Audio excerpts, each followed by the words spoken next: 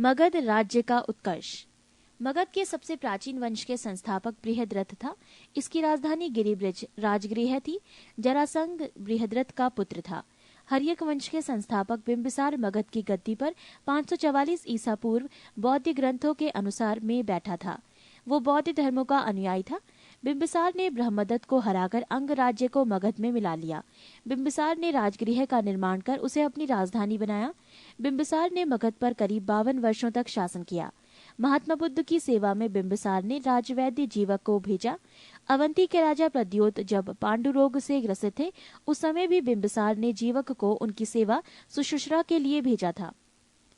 बिंबिसार ने वैवाहिक संबंध स्थापित कर अपने साम्राज्य का विस्तार किया।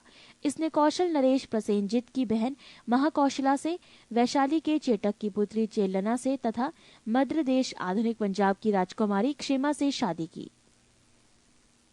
बिंबिसार की हत्या उसके पुत्र अजातशत्रु ने कर दी और वो 493 ईसा पूर्व में मगध की गद्दी पर बैठा। अजातशत्रु का उपनाम कुर्णिक था। अजातशत्रु ने 32 वर्षों तक मगध पर शासन किया। अजातशत्रु प्रारंभ में जैन धर्म का अनुयायी था। अजातशत्रु के सुयोग्य मंत्री का नाम वर्षकार वरस्कार था। इसी की सहायता से अजातशत्रु ने वैशाली पर विजय प्राप्त की।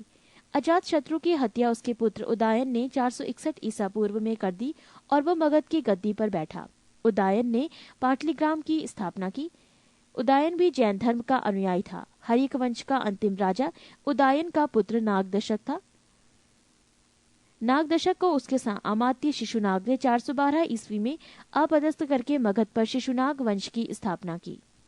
शिशुनाग ने अपनी राजधानी पाटलिपुत्र से हटाकर वैशाली में स्थापित की।